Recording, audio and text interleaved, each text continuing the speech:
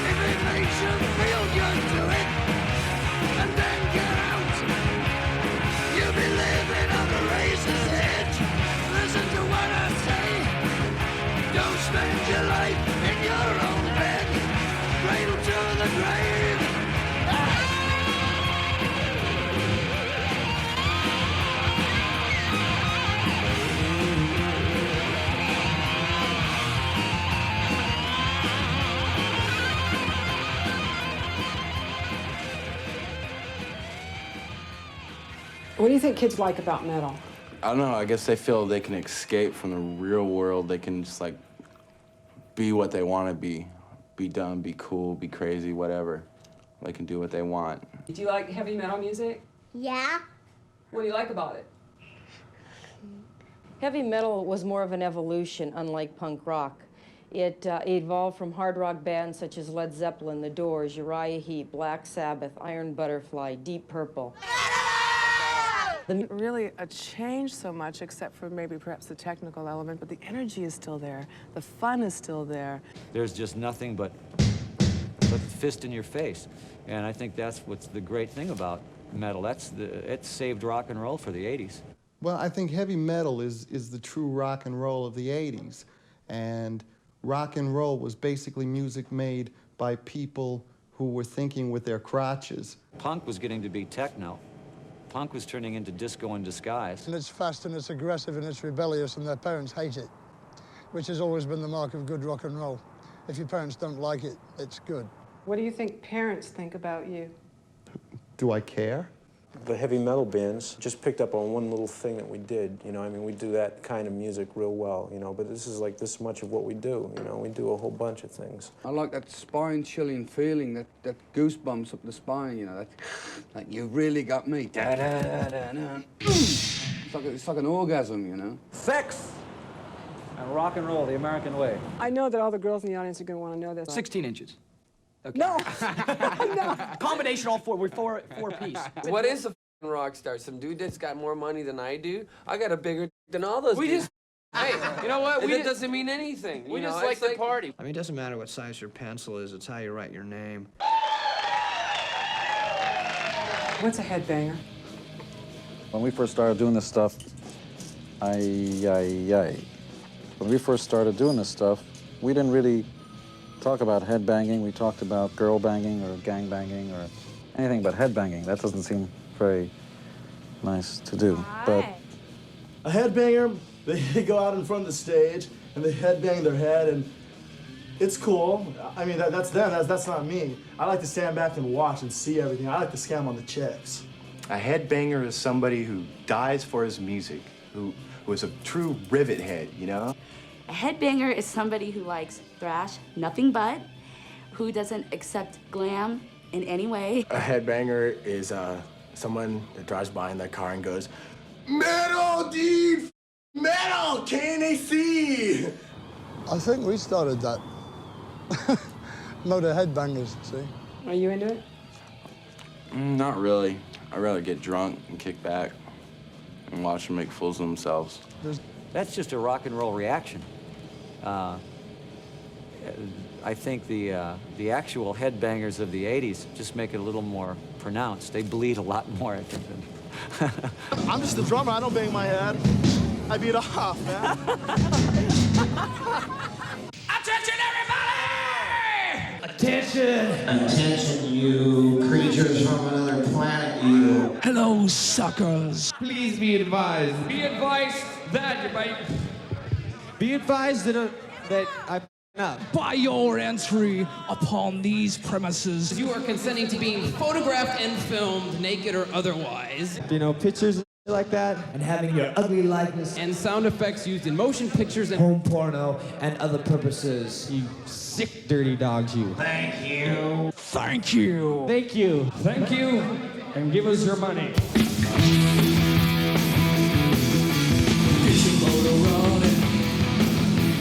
Head out on the highway, looking for adventure. In whatever comes our way. Am I gonna make it happen? Take the world in a loving place. Fire all your guns at one sound. Explode in space. I saw the light. Heavy metal thunder. What we always wanted was to be the biggest, the most outrageous heavy metal band that we could possibly get together. Take the world in a loving place. Fire all of your guns at one side. Explode in space. Like a true nature's child. We were all born to be wild. We will climb so high. Never one time.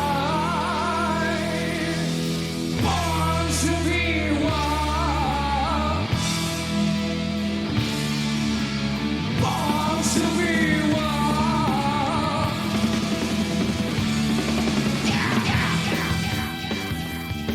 Most people think it's a glamorous life, and you just go from playing a small club, and the next thing you know, you're playing, the forums of the world. There's a million bands out there, and all these bands are playing the clubs, and they're playing them for a long time.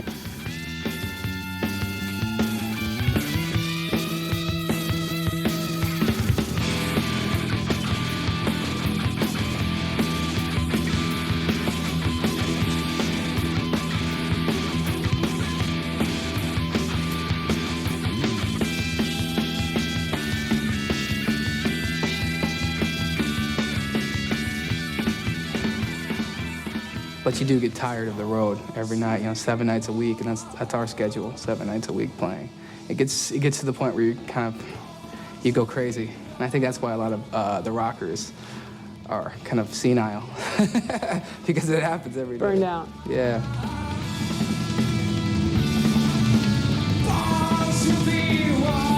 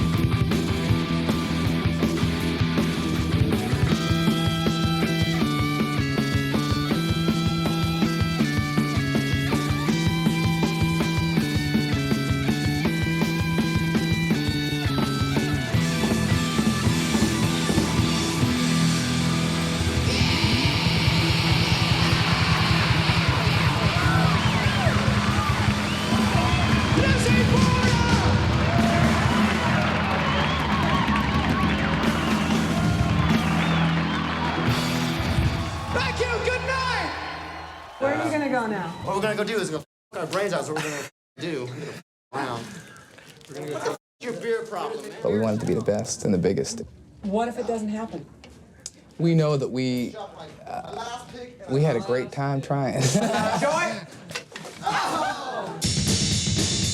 When you look at a city like Los Angeles or the whole United States in general, you're gonna look and say, man, there's millions of bands out there. They look great, they sound great, they're doing their own thing. And all of a sudden, Poison, what's Poison gonna do that's gonna make us stick out of the crowd? Well, we're gonna have to, we had an outrageous look, an outrageous sound, everything that we did, it was outrageous. And all of a sudden, that people said, wait a second, these guys have a great gimmick, but can they play? Well, they found out you don't sell, like you said, you don't sell 3 million records if you can't play music. Early on, did you guys ever think, God, we're never going to make it?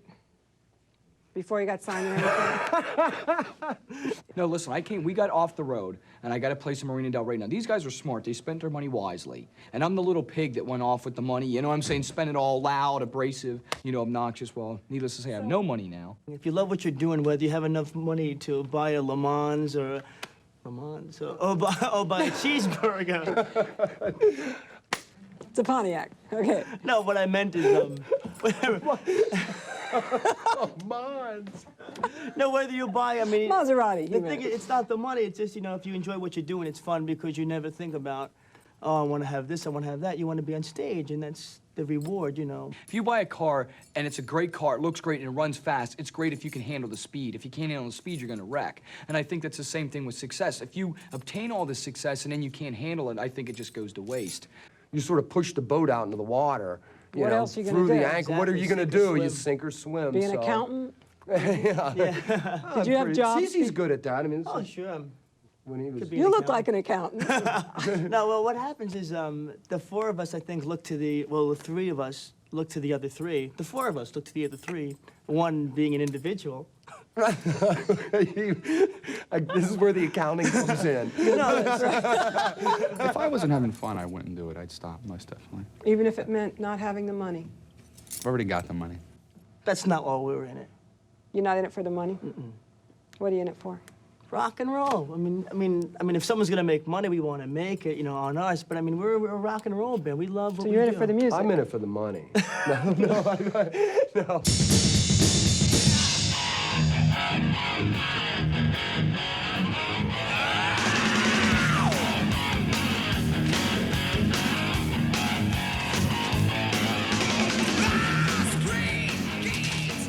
So there was Poison, multi-million-dollar band out there on the street handing out flyers. That's what we used to do. This is how we did it, actually. We would, during the day, we would rehearse. And at night, we'd go to clubs, you know, and hand stuff out. We'd try to look all cool and stuff and just go, hey, yeah, come on out and see the band, you know. At night, we'd go back, throw on our jeans, and be out there till 5 in the morning, you know what I'm saying? Like, trying so no one knew what we looked like then. You know, putting all our flyers up, wallpapering it, and along would come another band, and they'd cover it up, and then you'd sneak back, and it's a war. Gotta promote, take out ads. I'm just advertising. What's the name of your band? Sex. Shotgun Wedding. Vixen. Tara. Gypsy and the Troubadour. Tommy Rod. Velocity. Tough. Dirty Blonde. Wet Cherry. The baddest band in the universe. Megadeath. Untimely Death. Cryptic Slaughter. Jaded Lady. I like passing out flyers because it's a good opening line on chicks. Because, you know, you can't walk up to a girl and say, do you know what time it is? That ain't cool. So you give them a flyer, and they know you're in a band. They know you're not a roadie. We don't have our flyers yet. We don't have enough money to get them printed. Are we gonna make any money off this?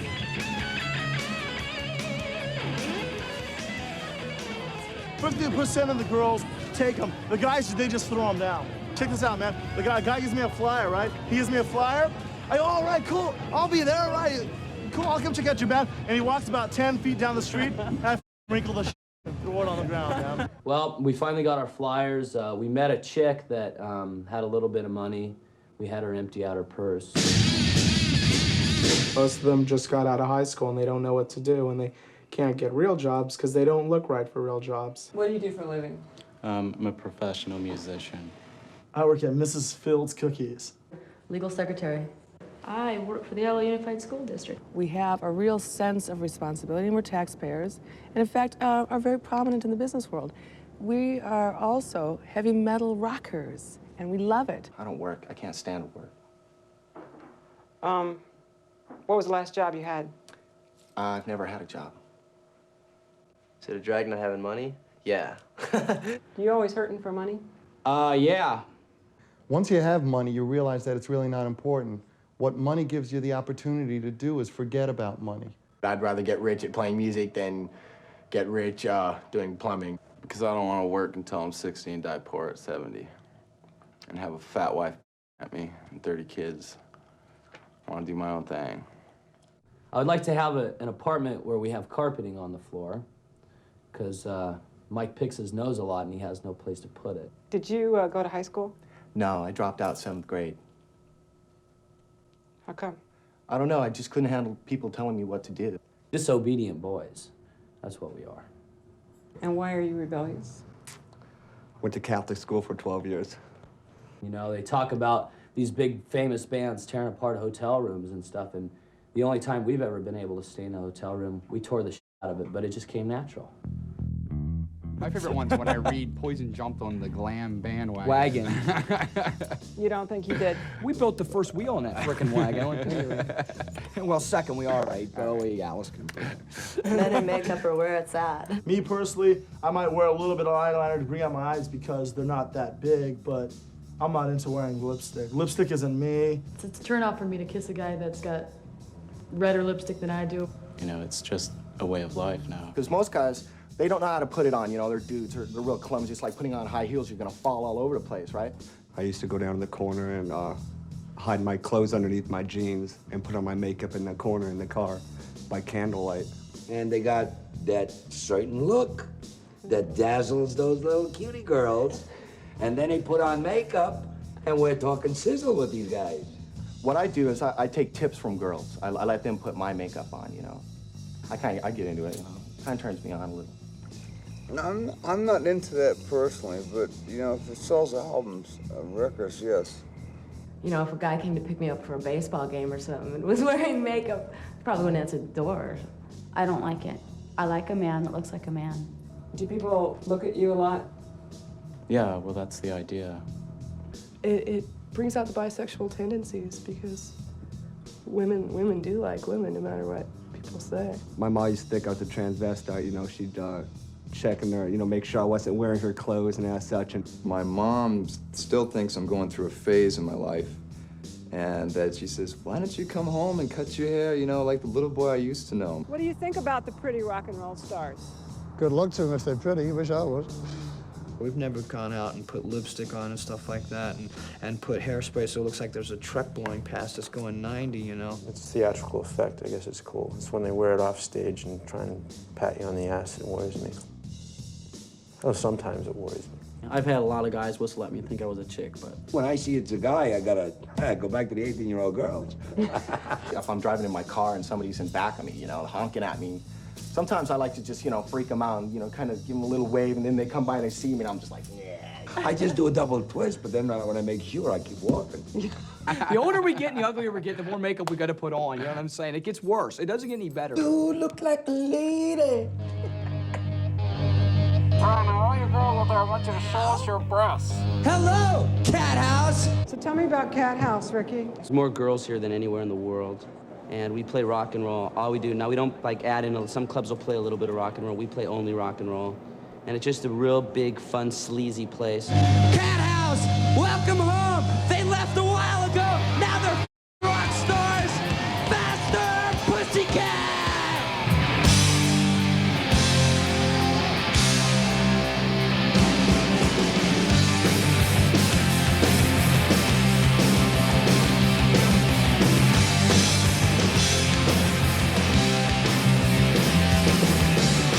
Let's go out to the house where business seems to be lying.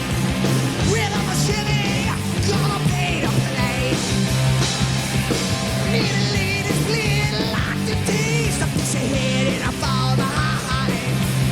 I'm such a good job, but just wanna stay.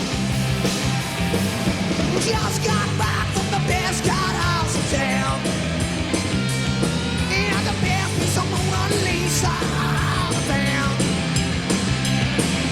And I'm going back to the best cat house in town. So why do you guys come to Cat House?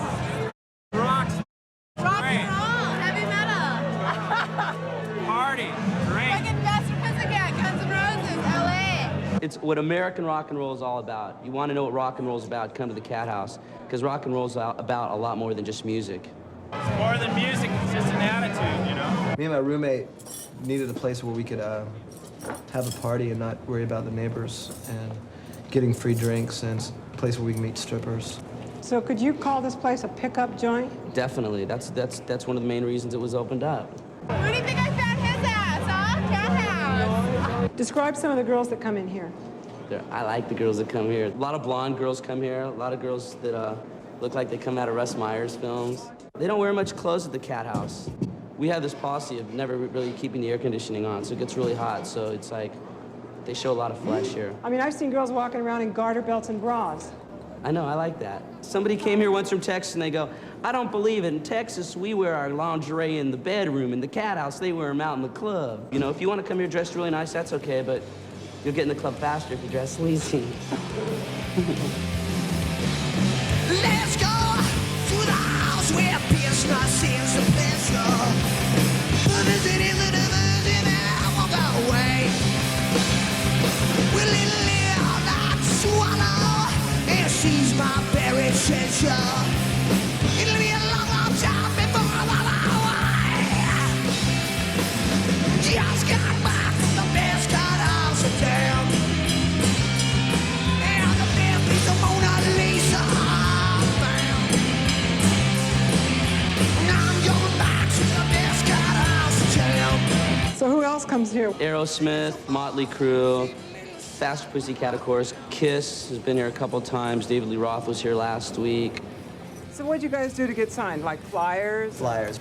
We plastered them on their cars, plastered them on their homes, stuffed them in their face. They threw them down, we pick them up. Yeah, it sucks. You give them to people and they throw them down.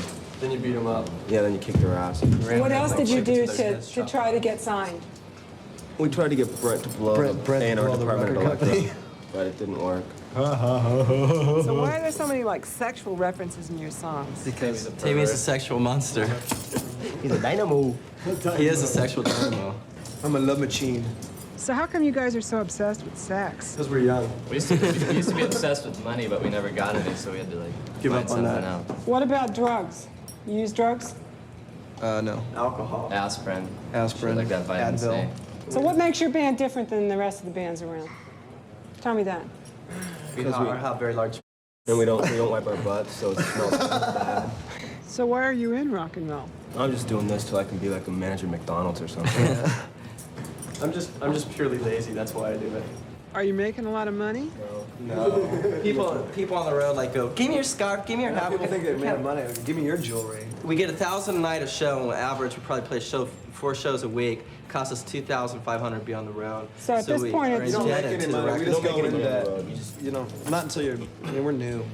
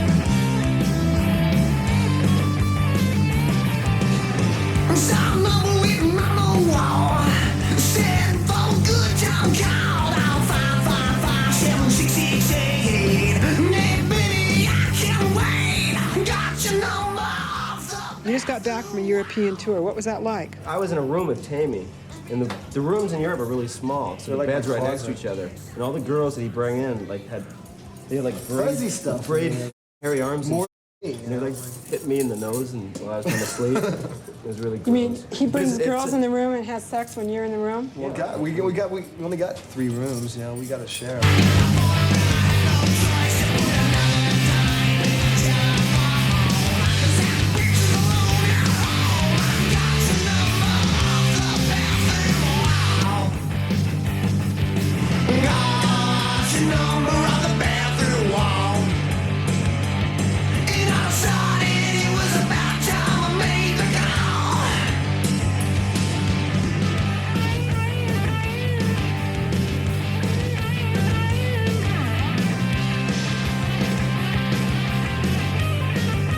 We played in San Francisco.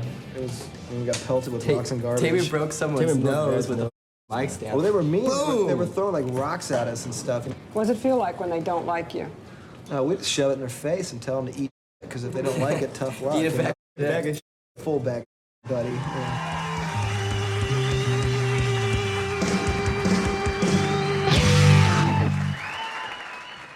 You are the definitive hard rock band that really set the standards. How do you feel about that?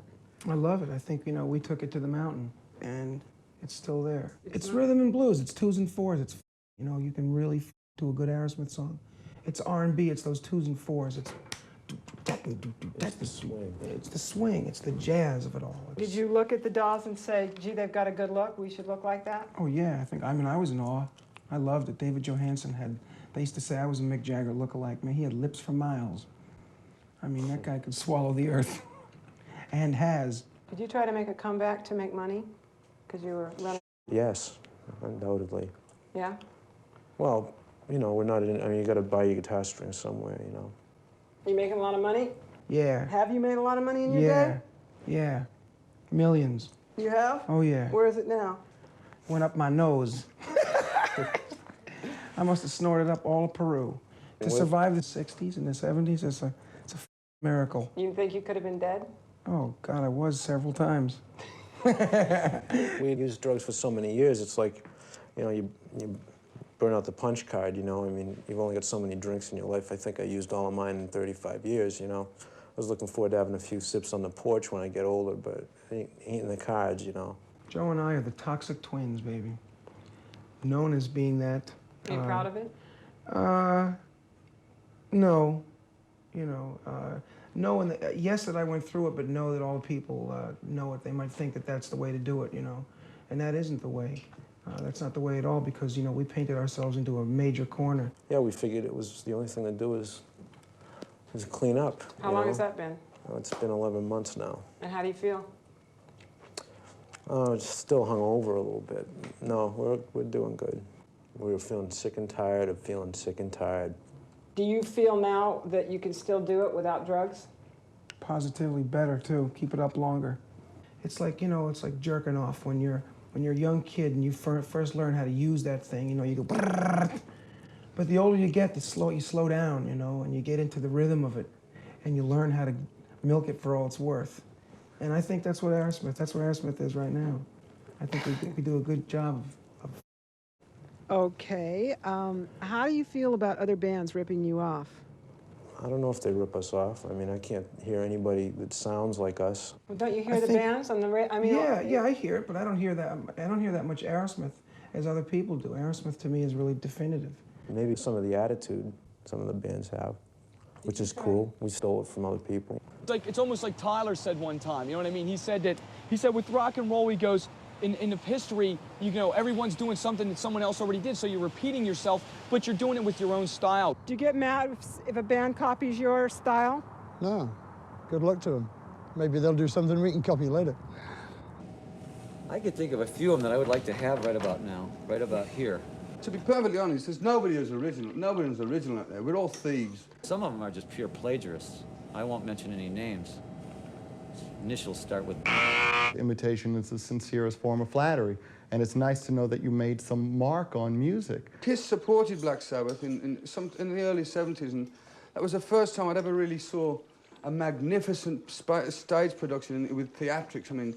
They were incredible. They were the forerunners of today, I think it's very important to be an innovator, and since we were the first to do any of this, it's fun to still be doing it, and as far as I'm concerned, still doing it better than any of the bands that are copying us.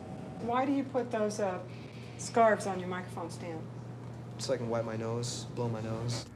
What do you think when you see guys putting scarves all over their microphone stands? I don't know. He should get a royalty. Why is that? Oh, he was doing it a long time ago. If I write something, I get a royalty for it if someone else uses it. Sorry, Steven. Yeah. So, Bobby, what do you have to say to people who might think that maybe your music isn't totally original? His brothers. There's more bands in LA than there are anywhere else in the world because most of the record companies and labels and high management corporations are based in Los Angeles. A lot of the people who play in bands aren't originally from Los Angeles. Good evening, we're Seduce from Detroit.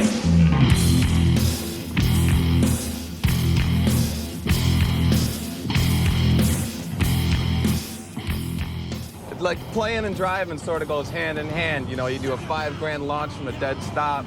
Same thing as when you walk out in front of a crowd and everybody's like, you know, same blast, you know. It's just a rush of adrenaline. Are you in it for the money? No, if I was in it for the money, I'd have left a long time ago. You know, Are you in it for the fame? that would be nice. But, you know, it's just like something I enjoy doing it, you know. It's like. Are you in it for the chicks? No, at first I might have thought of being like that, but then you realize that half the chick there is going to be out there that you're going to be with. They aren't worth the time anyways, you know. Well, she wanted to get married, and she wanted me to have the 9-to-5 lifestyle and the merry-go-normal kind of, you know. If you're gonna bump into some chick and you just pull into town and she's gonna f you, you know she's f***ed everybody else from this star on down, so what's the point? I mean, that's pretty much conquered ground, you know.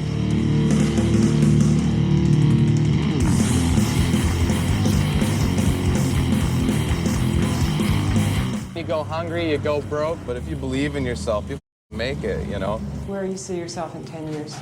Retired, living someplace nice. My stock's working for me, investments, bonds, securities, you know. That. I'm responsible. I got long hair, but I'm a businessman, you know. Yes, I have devoted all of my life to rock and roll. Does that ever get scary for you? Yeah, because I wonder sometimes if I wind up 45 years old and I never did anything or something like that. Why do people devote their whole life to rock and roll? Well, if you want to become famous, it usually takes your whole life to get there, you know. I mean, you keep on going and going and going, and it's like, well, you're almost there, and it's like, oh, you know. Crash Landing, it's about we wrote the music for it, and I was thinking about an idea for the song, and there was a plane crash, and we just thought about, you know, it'd be kind of neat to write a song about that, what it would be like if you were the pilot of the plane, and like what you'd be going through as you're, you know, getting ready to crash.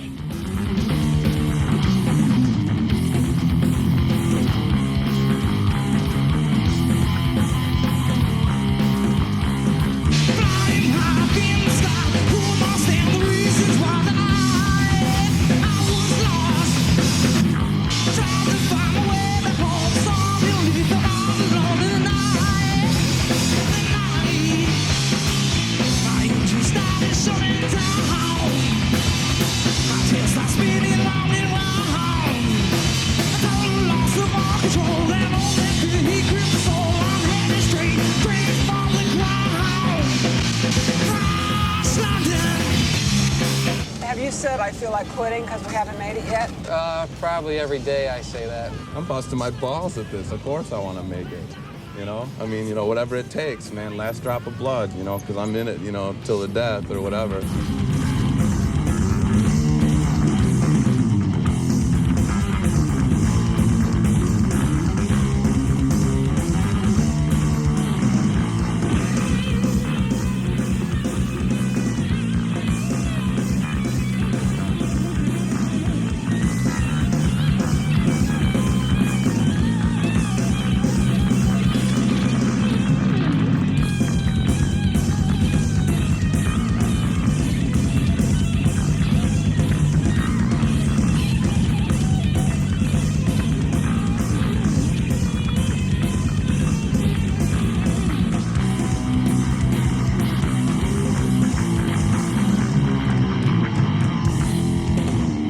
Who's the biggest band in Detroit?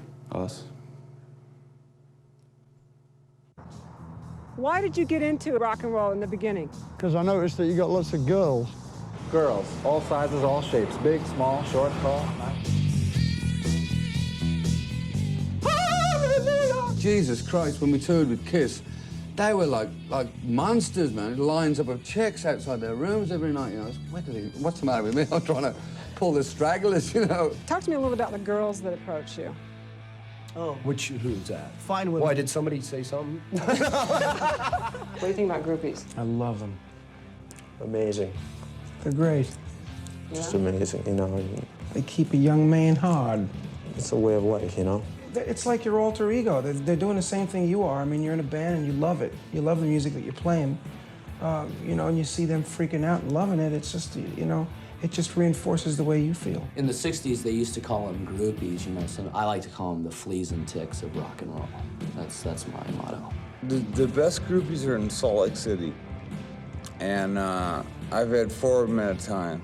So you get into group sex? Yeah, it's happened. It's happened. We've had 4 or 5 times since we've been here. How long have you been here? 5 weeks. Do you often see girls take off their shirts at your concerts? Yeah. It's our form of salute. We go, hello, and they go, hello. Leads me to an interesting story. One day I was in my hotel room, and Brett's room was next to mine, and I heard this girl screaming and pounding on the door. This girl with really long hair sits on the bar stool by the side of us, and we don't know. And suddenly she goes bang and falls on the floor. So she says, I'll only stay a while. All right, so we become fast friends. We swap spit. He gets her by the legs, and I get her by the shoulders.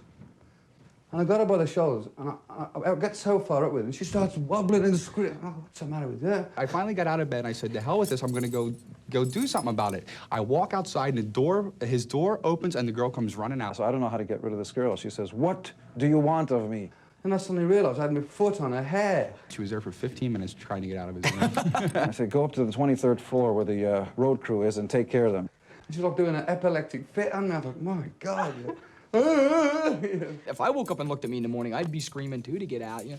And I don't know what happened, but the next day the road crew was very friendly. Have you ever said to yourself, I could fall in love with this groupie? Have I ever Have you ever thought said that? to yourself, I could fall in love with this groupie? Yeah. Probably not, because I'd have to think that somebody in every other band had also. Paul Stanley said one time that if you're going to make it be successful, you got to get rid of your women. This is the way you want to live, then you can live like this. And we can safely say that since this is a documentary film, that you actually do live like this. As often as I can. Guys in the metal scene are fun. You can take advantage of them just as guys can take advantage of the girls in the metal scene, you know what I'm saying? In heavy metal music, women are portrayed to be abused.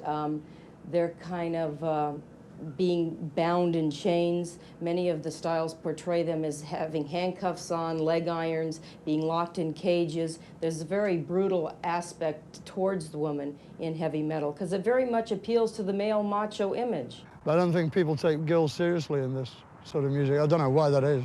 Because there hasn't been anybody to prove that girls can really, really rock. Can girls play rock and roll as good as guys? You bet. Damn right we can. Shit.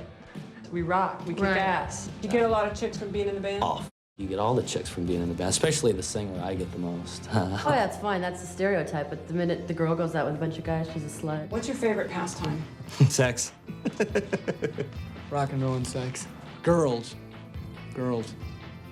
Favorite pastime. Big titties. What's your favorite pastime?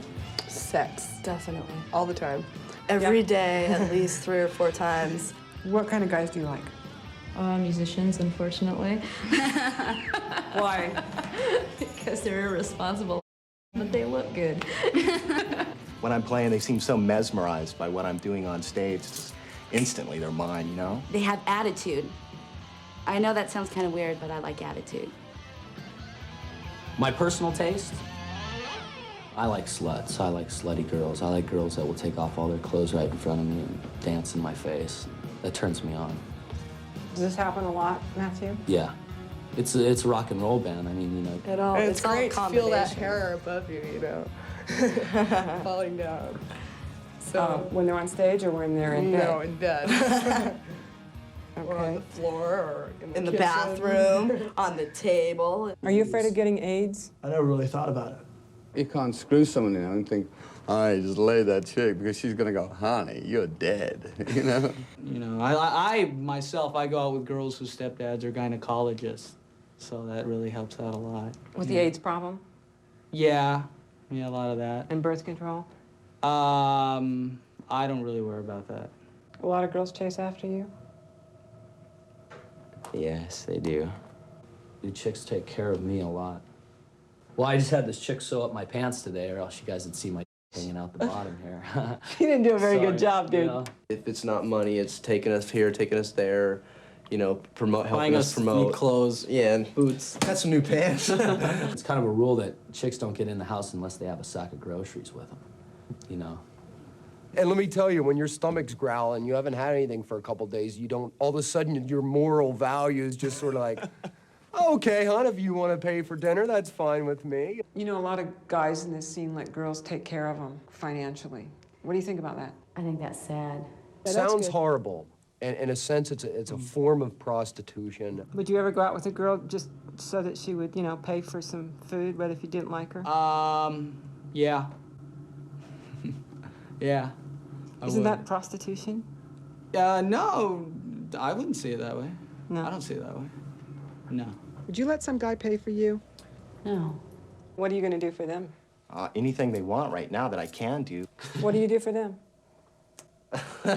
You know, when I have a little money, I'll buy them the nice things, the pretty furs, and the cars, and the Rolls Royces, and the whole shebang. You're going to remember them. Oh, yeah. How long has London been together? Too fucking long. Since 1979. Yeah, well, this is like the training school for rock stars. Yeah. It seems like we get somebody in the band, and as soon as they leave, they become rock stars. So who else has been in the band? A couple of dudes from Guns N' Roses, a dude from Wasp, and Nikki Sixx of Motley Crue, Freddie Corey of Cinderella. Oh, I'd like to tell you that we do appreciate you guys being here, and we'd like to have your cooperation to make us look. All right? see, we've been in this town for so long that, like, we're like a cheap hooker on the street. Nobody wants to know about it. So what happens is we have a big following out of town. We come back here, they offer us $50 to play at the Troubadour or wherever. On a Tuesday. On a Tuesday. But we will do it for bar tab. Yeah. So you guys are gonna be in the picture right here, so if you can just like stick your hands up in the air, make yourself look, show us your underalls. All right. Oh, you want to hear about Arizona? Well, I just found out when I was in my hotel room that oral sex was illegal. Now that bummed me out. Can you I imagine? love to eat. Can you imagine? You're under arrest. Now come on. We were rather shocked to hear that, really. Yeah. But unfortunately, we did break the law an awful lot when we were in Arizona. Yeah, girls in other cities are great because it's always 2 or 3 that are totally loaded with money. Here's what London is. Our get real hard for gold cards. They do. No, you guys are losing it, man. You're not here for me. You're here for you know what. Women make you feel very, very good when they're out front of you and they just start sucking their own hands and sucking their own fingers and throwing notes at you and taking their tops off. And Oh my God, not more fog. first of all, girls like it when you talk dirty to them, especially right here, okay? You just tell them that you want to bend them over, kiss their toes, lift their butt up in the air, and you look at it with the lights on.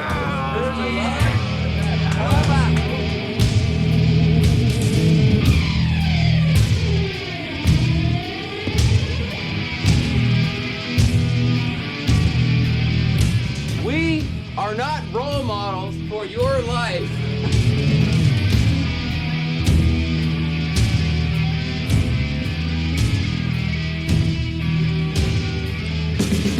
My hands are tied, my back's to the wall. Nowhere to hide, no escape from it all. Yeah, waiting in the town, living in the fast life, riding around underneath the money skies. Yeah, turn the lights real low. Get the place to go. And I was with this chick, but this chick was a little weird. She was using these cuffs, and there was nowhere to cuff me up, and she wanted to cuff me up. And all there was is a desk with handles, so she used the handle drawer. Why would she want to cuff you up? Because she wanted to sit there and play with herself. Okay? With you cuffed to the desk? Yeah. I loved it. Anyway, she left me there. I fell asleep, and I'm like this. Break out!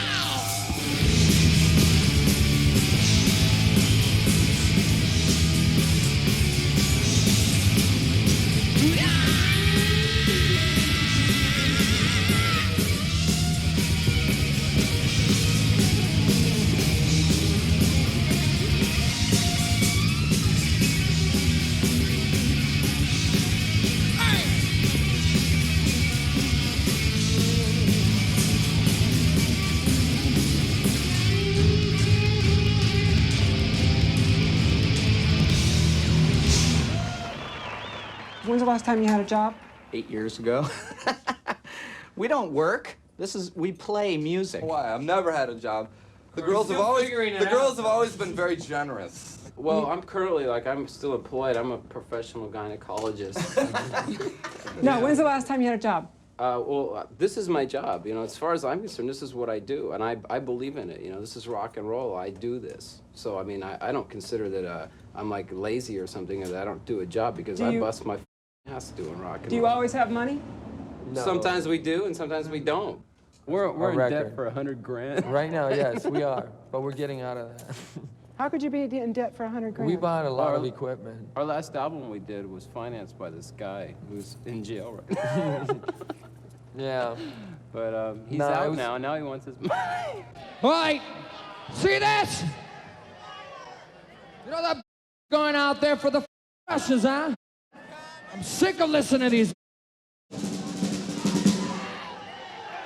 You know how they say the Russians are coming over here? They got ha-ha, surprise.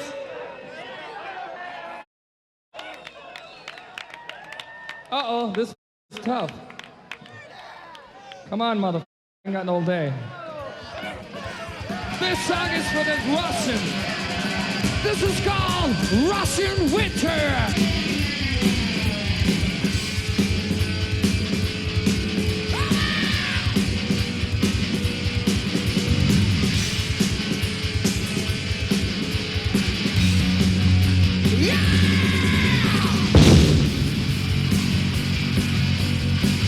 We were making flame pots for the song Russian Winter, and what we did was we wanted big flames, so we put a lot of extra gunpowder and flash powder together. So we basically got your standard concussion bombs, 6 at once.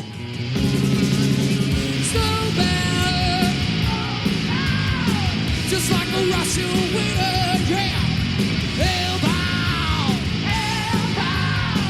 Be with the Russian winter in the USA.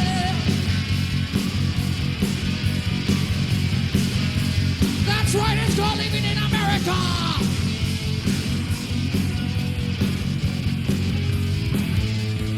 Well, when you rise out, Jim, you know the beat's gonna sing. Make yourself again and again. I left for Chicago, so-called to do business. I went and did nothing. This cop was sitting there, this douchebag. I mean, this guy was an idiot. Anyway, I get in to get to the car, and he goes, "Get out of here! Come on, get your ass out of here!" And I go, "F you."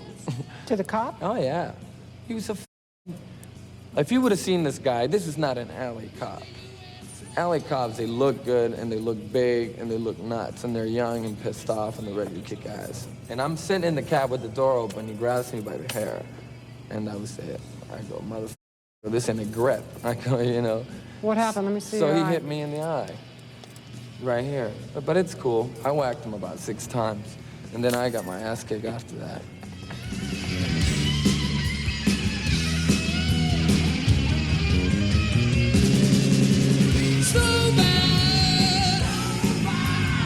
Just like a Russian winter, yeah. Hellbound, hellbound. Just like a Russian winter, snowbound, snowbound. Just like a Russian winter, yeah. Hellbound, hellbound. Where do you guys live? Well, You mean right now? Yeah. Right now, I don't have a steady home, no. Okay. We're kind of on the road. We're kind of in transit right now. We're strollers. Because when I wanted to shoot you, I want to go to one of your homes, but you didn't have one. Yeah, that's a problem for us. Yeah, it's usually a restaurant or a bar. Yeah, we'll be there. And we show up and we're decked out and let's go. And you'll never know what happened. Where do they go?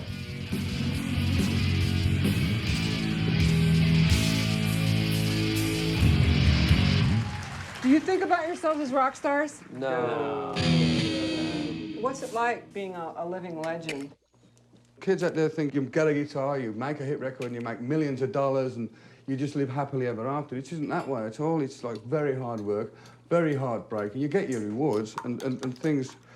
You do get a lot of things like gold disc, platinum disc, cars, houses, and then you got things like divorces, management rip-offs, fatigue, drugs, alcohol. you know, hangovers, and you got to go, and the next night you've been up all night burning your bridges, and you got to go, hi guys, it's good to be back on stage again. You know, you're feeling like crap inside, you know. Very often I asked them, what do they think I would be doing if I wasn't rock and roll? And I kept saying, you know, my answer to that is I'd probably be in prison. Why is that? Because I didn't want to get a regular job. I couldn't conform to any system. I didn't want to get a job in I had several jobs in factories and, you know, different jobs. But rock and roll, it's got this sort of outlawish thing with it. You know, you can do what you want, and you don't have to get up and listen to some big, fat, baldy old fart telling you to take this box and stick it over there, you know. So tell me about, you know, what happened when all of a sudden you got rich and you could buy everything you wanted. And well, what happened, it didn't work out exactly like Cinderella. We started to think we were like gods. All went out and bought fast cars and everything, but we had a manager. And because we came from the back streets of Birmingham, we didn't have much of a business education. We let him con us, as it was. We got ripped off for lots of money in the early days, but we didn't care. We were seeing America, we were having fun, screwing as many groupies as we could, smoking as much dope, getting just, you know, out of it in general, and basically having a good time. And they were the fun years because until we suddenly realised one day, hey, we must be earning a lot more than this guy's actually giving us. So it's not all No, it's not. a pretty story. It's hard bloody work, and you've got to be a businessman, and I'm not a businessman, you know. You know, I'm very fortunate to this day now. My wife is my manager. She knows the business, but I don't know the business side of rock and roll. I don't want to know it either. We came to America, and we thought like drugs and all that was just a part of the gig, you know. You know, you just get stoned and you just get f***ed up, and that make your gig and all that. And what happened with Black Sabbath? We all ended up junkies and alcoholics and everything. Like the drummer ended up in a rehabilitation centre. I did for a while, and in the end, disaster happens. It's inevitable to happen, disaster, because it's like drugs. They were okay at the time, but we outgrew them, you know. We just, you know, we took LSD, we took cocaine, we took vast amounts of marijuana. It was fun at the time, but then we all just sort of. So it's not a very good idea anymore. So you have a more stable life now? No. Back in Control is an organization that is designed to show parents how to regain control of the child's behavior. Right there, sir. Okay, turn around. There. Come here, man. Go ahead, fill me up, man. What do you want me to do, bend over? One of the things that we have found, which we call demettaling, is a program that actually gets the kid out of heavy metal. Wait a minute. We have certain rules. Removal of heavy metal albums or tapes, not allowing the child to dress in any style of heavy metal, which would mean taking these kinds of things away from him, not allowing him to wear the heavy metal t-shirts that depict the band members with pictures of monsters or skeletons or whatever, graves on them. Here, take it, take it. Hurry up, come on. This right here just covers the forearm. And again, it's just used as garb. And it basically talks about an image related to heavy metal, which is one of power. Dude, I gotta go. Cuff your hands. Cuff your hands. This also is worn over the forearm. And this was homemade. As you can tell, it has just screws and nuts in it and a piece of sheet metal. I used to do drugs. I used to have lighters that I could put stuff in. She's not a druggie. She's clean. This right here is a collar that is worn around the neck. And also it could prevent any kind of chokehold if you get involved in a riot and the police are trying to contain the situation. Spread your legs. Come on. For youngsters on probation, under probation supervision, oftentimes this will constitute a weapon, and they are not allowed to wear this. Have you heard of people getting hurt with those things? Oh, yes. Making sure. Check my ass as much as you want. Here you go. The devil horns. Black Sabbath, yeah. Many kids, if you ask them, they'll say, well, it means heavy metal. It looks like two fingers poking up, but... Kind of like a horn. You know how to do that? No, like this. No, like this. It's the two fingers up to represent the authority of the devil. People would go, yeah, yeah, yeah. I don't know. It's a sign of evil, I guess. Or it could be the sign of Satan, according to the Jesus Krispies outside the arena with their big Jesus posters. The three fingers down to represent the denial of the Trinity. This is Satan's head and this is his horns, and if you do this, you're absolutely possessed. Also within this hand gesture, we have our 3 sixes, a 6 here, a 6 here, and a 6 here, which represents the 666 in the book of Revelations in the Bible. I like death and destruction and frenzy and hatred. Not that I like doing it or anything, I just like reading about it and hearing it, just like, you know, someone likes horror movies or novels. A lot of people would think you'd be a violent person, are you? No, I'm not violent. Do you think Ozzy is a, messenger of the devil? Does it bother you that they accuse you of being satanic? It pisses me off.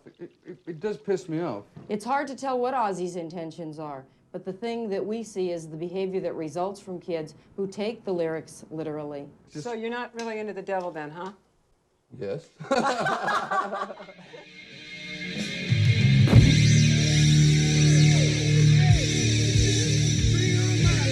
Hi, I'm Bill Gazari, the godfather of rock and roll, and welcome to Gazari's on the Strip in Hollywood, California.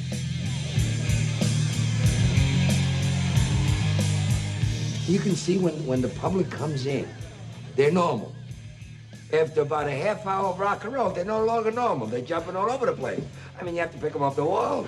Tell me about the Gazari dancers in the contest. We started to have a Gazari dance contest, and then we started to have it every week with the finals every year. And then we started giving out the title, Miss Gazari Dancer of the Year.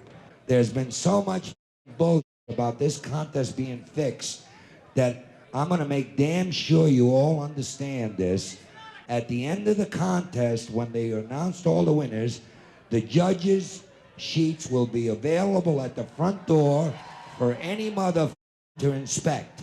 And that ought to take care of all the bullshit about this contest being fixed.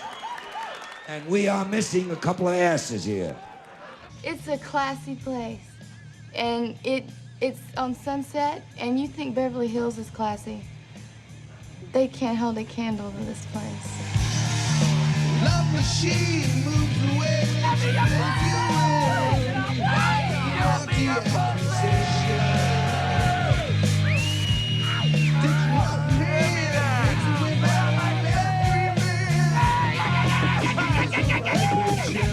You ever find yourself wanting to wear earplugs in here? Well, I do put cotton in my ears when I come in, but I hear the music better that way. No complication. I know that you were dancing with the bear. That's right. Oh, woman ever love you. She loved you. My name is Cindy Baronisa. And how has it been being Miss Gazari dancer? It has been the greatest time of my life. What was the best part of it? Getting up there in front of 1 million people and really doing it. What are you going to do now? Are you going to... I'm going to continue on my modeling and hopefully get on with my actressing, shooting some movies. Do you feel bad that you're almost finished with the title? Not at all. I'll be happy to turn over my crown, and I hope the best for them.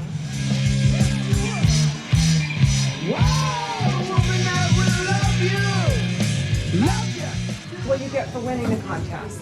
A feeling of accomplishment. Really? Penny. I think it's a catalyst for my future career. If you win, what are you going to do with $1,000? Hopefully invest it into something like a down payment on a condo. That's what I'm trying to do right now.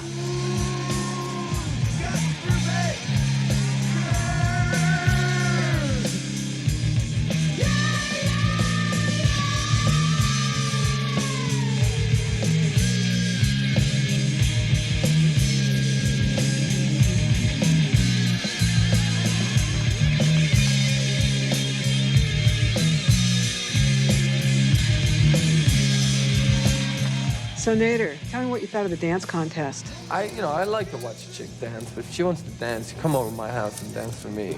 Not for 1 million dudes, you know. Let it out. Let it out. Let it out. You got a 0. So what'd you think? Was the dance contest fun? That's stupid. Doesn't belong in music. Get it away from it.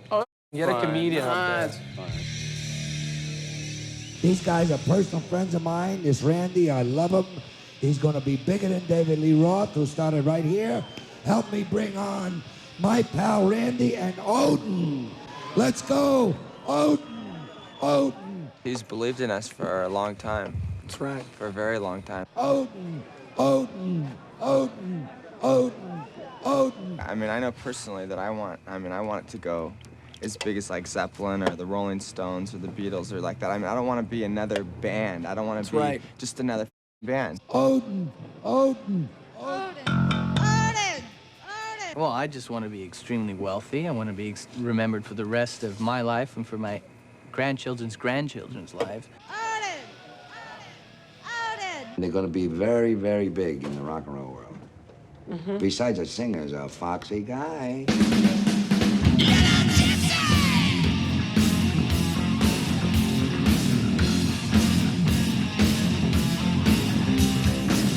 Take a trip into the city, watching everything that comes of me. My girl's just looking pretty, she's a new girl on the scene. I've been waiting for my turn to come. Watch her move, watch her groove, she got wrapped up in a tub. Saying she's my girl, looking good. Take the risk until it's understood. Tipsy, tipsy. She's my little gypsy. Randy, why do you wear pants that don't have no butt in them? Because it ventilates my scrotum sack. Take a trip into the city, watching everything that comes of me. My girl's looking pretty, she's a new girl on the scene. She's my girl, looking good. Take the risk until it's understood. So how long do you think till Odin gets signed? The next 4 to 6 months. Yeah? And then what's going to happen? And then super stardom.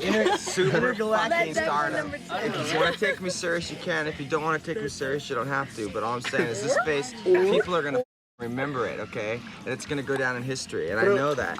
I don't want to be like Jim Morrison, but I want to go down in history like that, or Robert Plant, or any of the really bigger people. And I feel that it's within us and within me. What if it doesn't happen? It's going to happen. She's my love soul. Why do you girls hang out with this band? Because they have good music and because they're good looking. Really good looking. Do you guys ever get discouraged? Yeah, there are times when we get really discouraged. I mean, I've been known to be suicidal and stuff like that. It's scary sometimes, you know, what I'm gonna be doing in maybe 5 or 10 years if it doesn't happen. Or Have you ever seriously tried to kill yourself? I've come pretty close. Yeah, I feel I have OD'd and stuff like that. Yeah, that's why I don't do drugs anymore and stuff, because I have OD'd on drugs. Give me a Are you ready?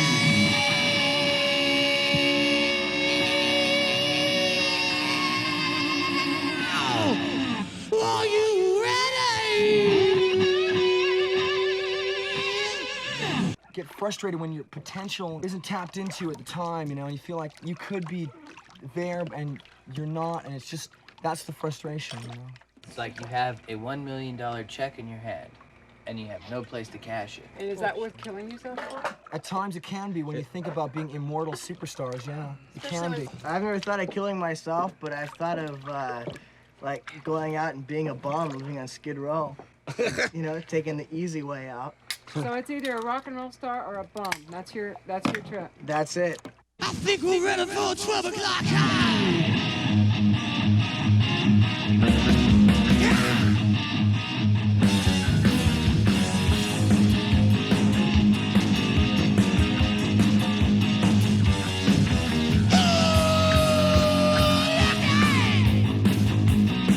To the distance,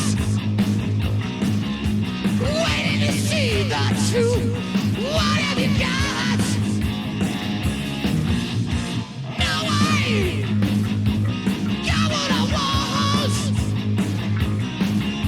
The truth is what you see when you're looking at me. You tried to love. You felt the pain. Cause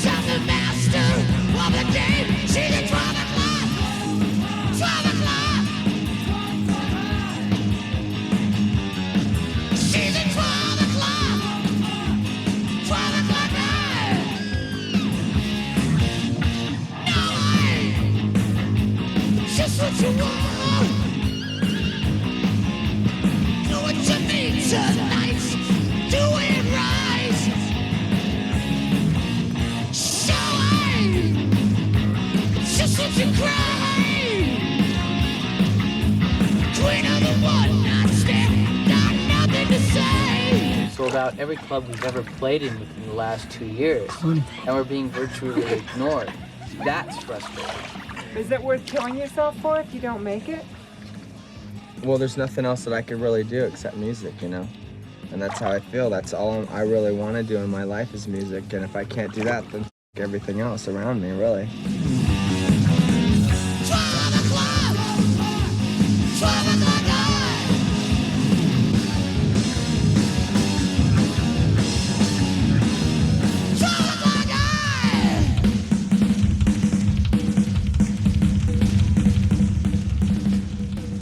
Do you think that you're going to be a rock star? Oh, yes. Yeah, I'm gonna be famous, rock star, yeah.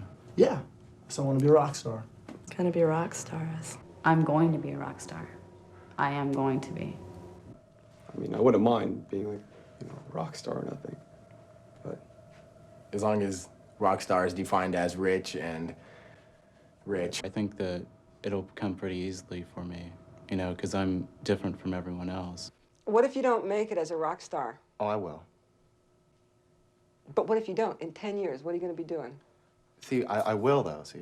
What if you don't make it? But I will. I will make it. For sure. Mm-hmm. I'm not going to quit until I do. The main key is perseverance, and I will persevere. That question is not in my mind. The minute you doubt is the minute you lose it. What if I don't make it? I'll find a vacant drainage ditch or something and lay my bed down. I don't know, I end up on Skid Row or something. I don't know. I don't know where I'm gonna be. Doesn't it worry you? No.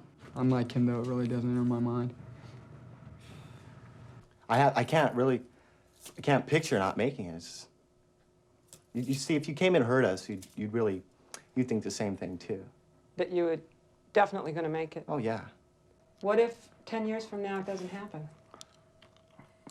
I don't believe that it won't, because you can do anything in life you want. There ain't nothing in this world you can't do. Do you have a backup plan? No. No such thing. No backup. I don't know how to do anything else but rock and roll. That's all we do. I'm a singer. Well, I got no choice. Why? We all f***ed up in school. We all, you know, this is what we're here for. What if you don't end up a rock star? Yeah. Well, if I don't, then I'll die trying. What do you think your tombstone will say? I don't want a tombstone. I just want somebody to dig a ditch and throw me in, you know?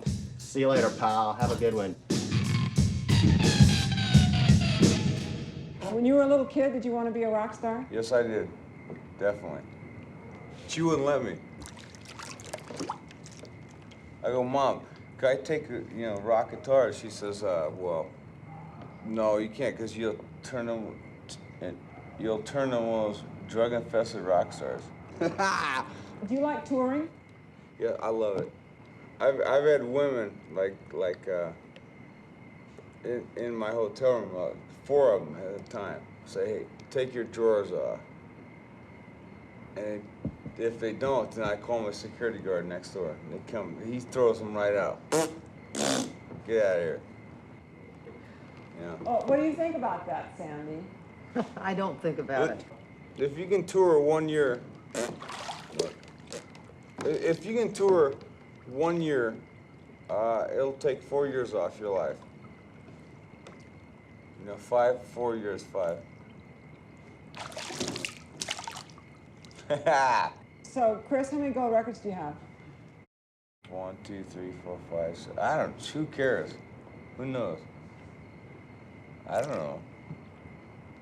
So do you 5, 6, 10, 12. Who cares? Do you consider yourself a piece of crap?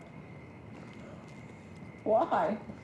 Well, because I work a job, and I'm a piece of crap. Does it bother you that this lifestyle is dangerous to your health? Health? What do you mean health? Look at me.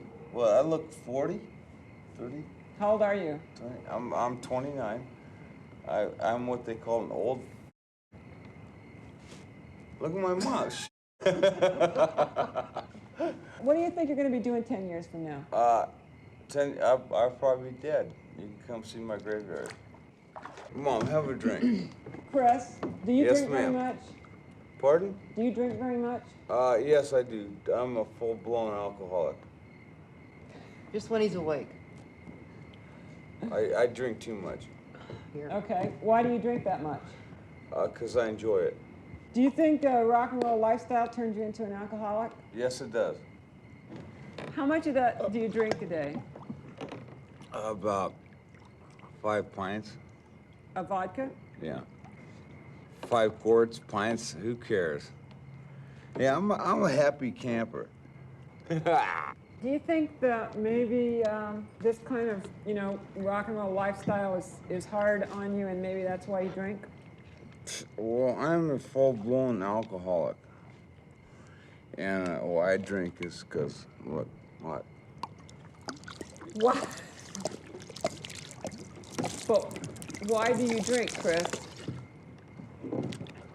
Because it makes me happy. I enjoy drinking. I just enjoy life. I'm the happiest son of a mother there ever was. Why do you get so loaded, though? Well, because it's the only thing that lets me get free, you know? You think you might be covering up some pain? Yeah, a little bit. What would that be from, I wonder? Well, here. Do you like this label? Sure. Let's not avoid the issue. What would that be from? Okay, here. Watch. Do you wish, Chris, do you wish that you were a bigger star than you are right now? Do I wish what? That you were a bigger star than you are? Not really. I wish I was a smaller star. I don't dig being the person I am. And I just don't like it. I just being the person who says like, excuse me. Being who I am is just like, here what?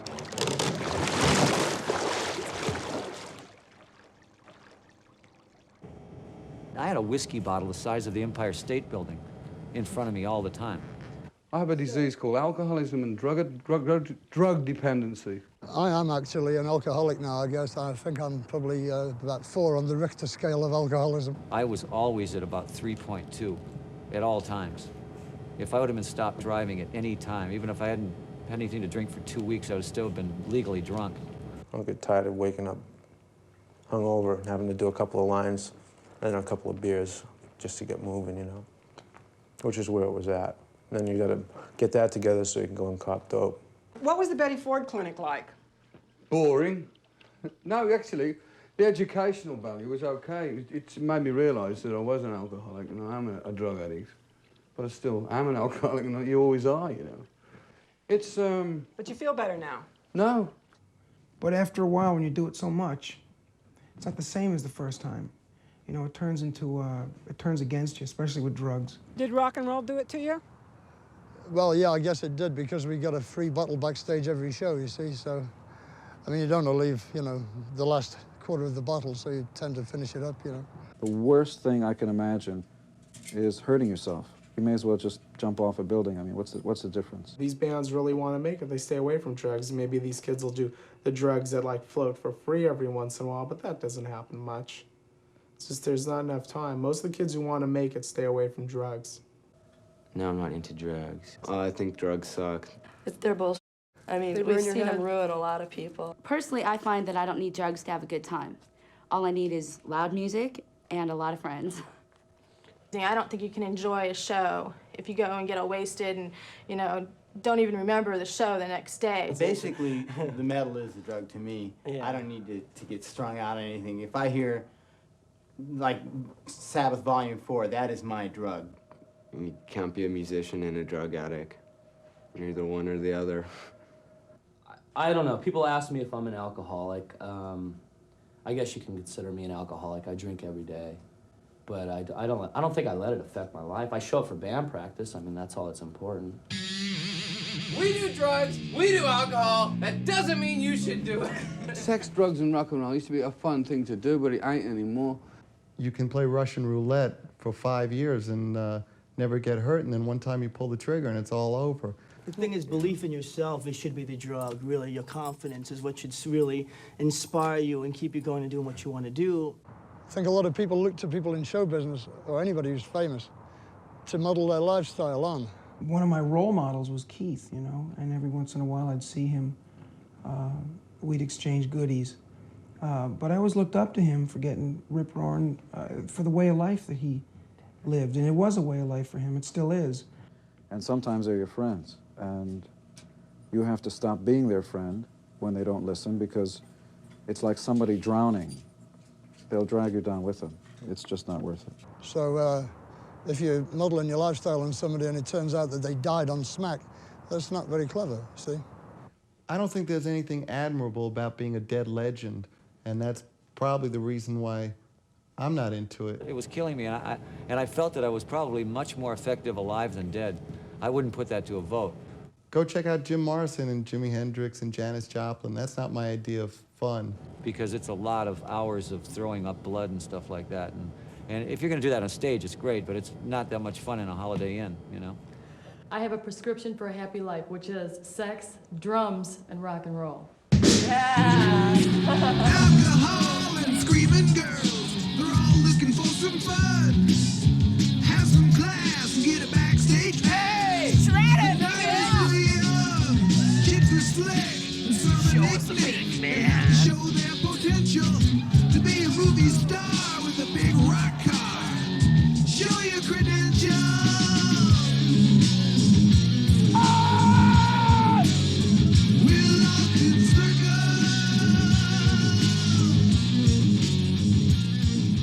We're going to let that go, but the rules of my contest is that that's a little bit too skimpy, because we're looking for Gazari dancer, not kind of a little risque stuff like that. There will be no bikinis or G-strings or stuff like that. They have to wear foxy rock and roll clothes. Boo! Boo! Boo! Okay, I'll tell you what. Why don't you guys run a contest? Okay? You mean you want a strip contest instead? Okay. Hit the streets, yes, you wanna meet all the new sensations. They just looked at a sex object. Because afterwards, the guys make fun of him anyway. You can hear them talking about him, making fun of him. She starts taking all shit off, right? And then all of a sudden, I noticed while she's dancing, she doesn't have any underwear on her, and we're sitting there like, we have Muff! We have Muff! She's got potential. Alcohol is a driving force. Tradition to my occupation. I hit the stage, it's a You know what? He ended up that night with the fifth runner-up. Oh, He yeah, did all right. points of view. I wanna learn how to turn me into So, Bill, you walk around the club all the time with these 18-year-old girls, and people ask you how you do it, right? What do you say? I liked 18-year-old girls when I was 18.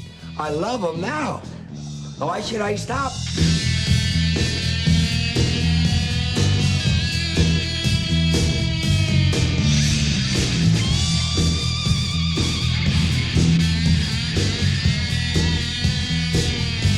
They say you're not like a 60-year-old guy, you're like 3 20-year-old guys with all the energy you have.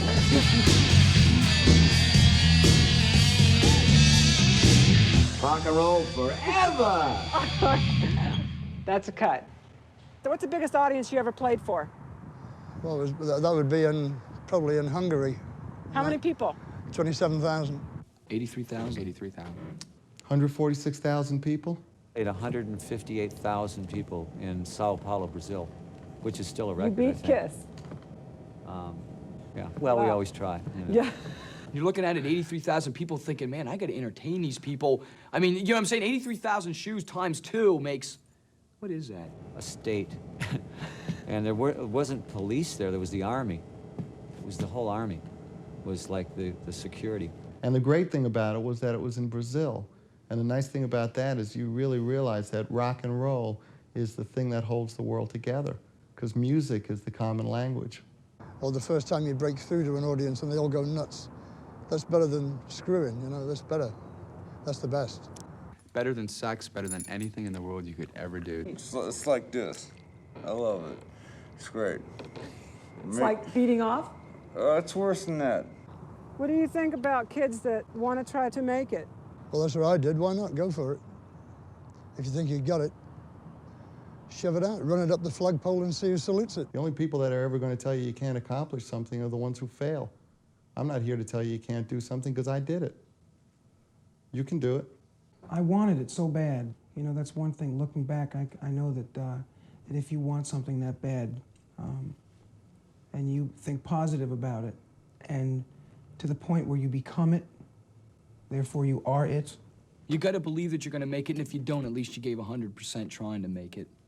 Anybody that sits on top of his palace after you've worked, you know, all your life to get it and says, you know, it's lonely at the top, it's just miserable, it's just, they're full of it.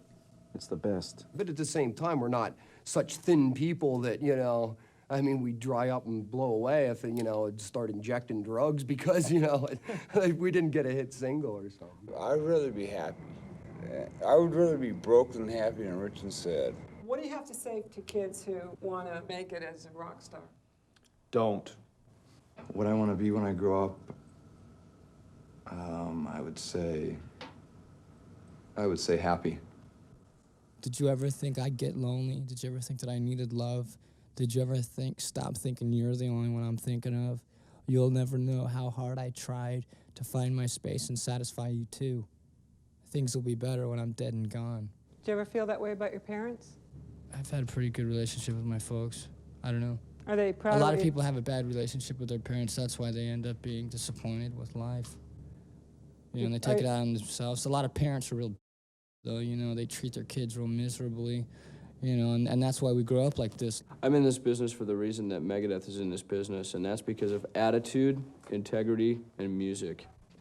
Do you want to live a lifestyle of a rock star? Nah, that's megalomania to me. I don't want to get used to something that'll run out. I'd rather stay myself all the way and not ever get used to, you know, having a huge lifestyle so that in case anything ever happens, like I lose an arm or something, that, you know, I have to get used to being a bum again. We don't want to sit here and talk about all kinds of perverted sexual games we do on tour. We don't sit here and talk about drugs. We don't talk about a lot of the same old rehash stuff that bands keep doing over and over again in this business. Yeah, I want to stay at a street level because then I don't have any, you know, pretentious values in life, and I don't start writing music just for the dollar sign.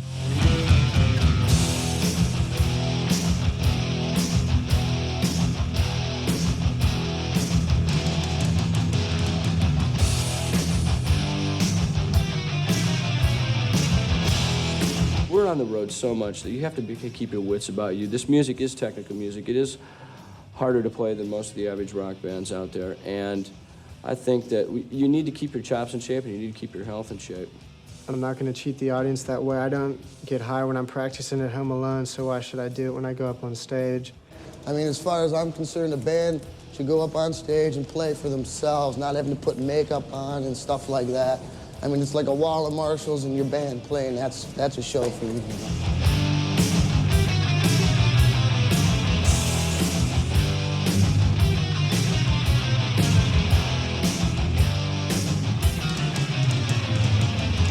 In my hour of need. No, you are not there. And though I reached out for you, wouldn't lend a hand through the darkest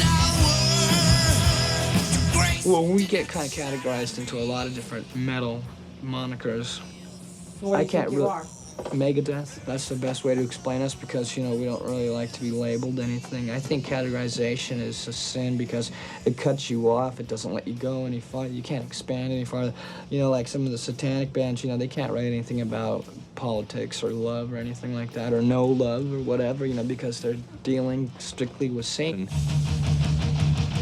So, Dave, how come you write about death so much? Not really death. It's more about awareness, you know? I mean, because without death, life would be meaningless, don't you think? Raise your face. I mean, life, death, sex. It's pretty happening to me, you know? Yeah. What else is there? Beer, maybe? Beer.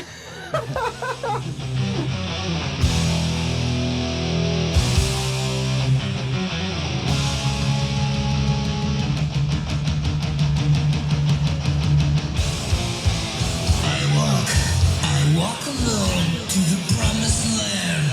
There's a better place for me, but it's far, far away. Everlasting life for me in a perfect world, but I gotta die first. Please, God, send me on my way.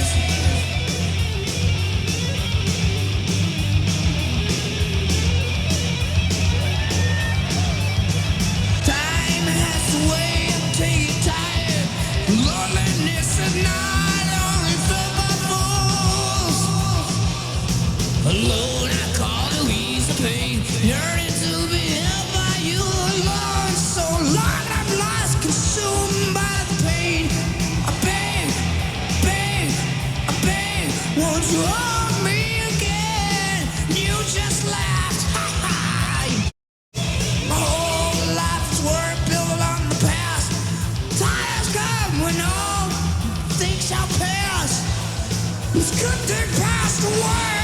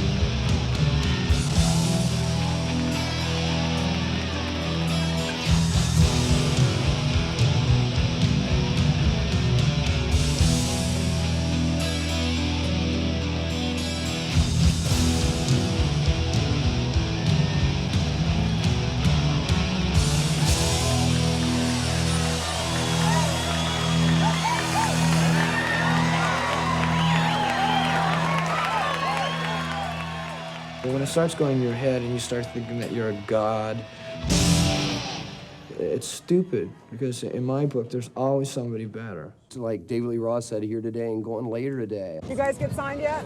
It's getting close, very close. Everybody in rock and roll, heavy rock, is supposed to be stupid, and we're not stupid. Rock and roll should corrupt kids enough to think. There's nothing wrong with thinking. They will not stop rock and roll. This is the way it is. To be a rock and roll star is the greatest thing in the world. Popes don't get laid, and I do. Just be real careful. Wear a rubber and don't do drugs. What can I say? Just remember one thing, you meet a lot of people on the way up. Don't them, because you meet them on the way down as well. I love you. Telephone is ringing. You got me on the run. I'm driving in my car now, anticipating fun. I'm driving right up to you, babe. I guess that you couldn't see that you were under my wheels, honey. Why don't you let me be? Never stops ringing, 'cause when you call me on my telephone stand, take me to the show, and then I say, honey, I just can't go. Old lady's sick and I can't leave her home. No. Telephone is ringing. You got me on the run. I'm driving in my car now. I got you under my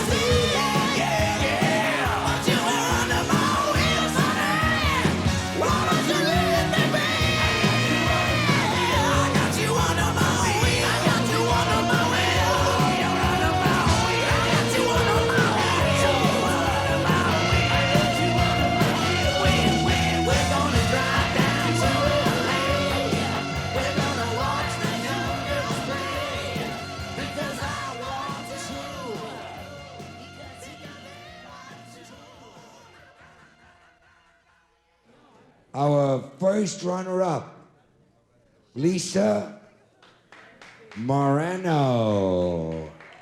Lisa Moreno. Where is Lisa? She's gone? You're kidding.